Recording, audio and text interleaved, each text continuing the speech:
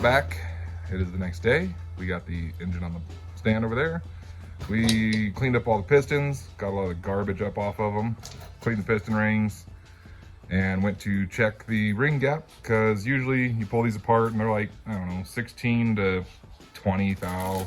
Cheeto bag full of And so we throw them in, got the grinder out and all that for filing rings, and turns out these are past my biggest feeler gauge, which is a 35 thou feeler gauge. So we're slopping around 40 thou on it, and yeah, so we're gonna make sure our catch can works, but we'll get back to you here in a sec after we slap all these back in. quick little tip.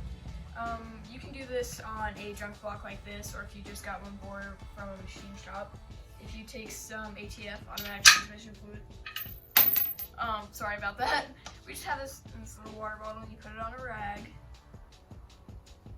So, and then you're gonna take the rag, you're gonna wipe the cylinders with it, and this will take all the little particles out and help lubricate your cylinders before your first start. That's it for today's tech tip. Bye. So we got it short blocked, and now I am using the pulley puller to pull the pulley.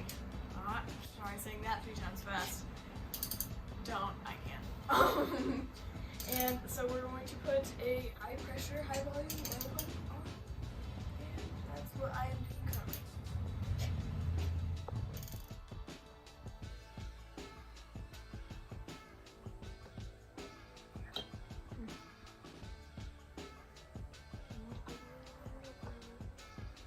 And just like that, we pulled the old pump out, threw the good pump in.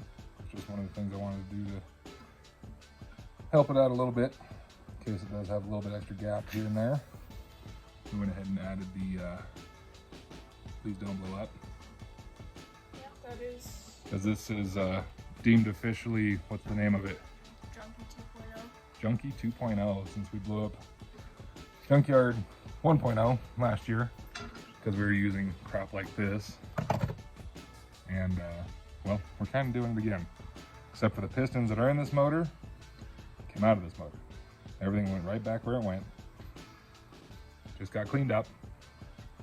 As always, please like and subscribe.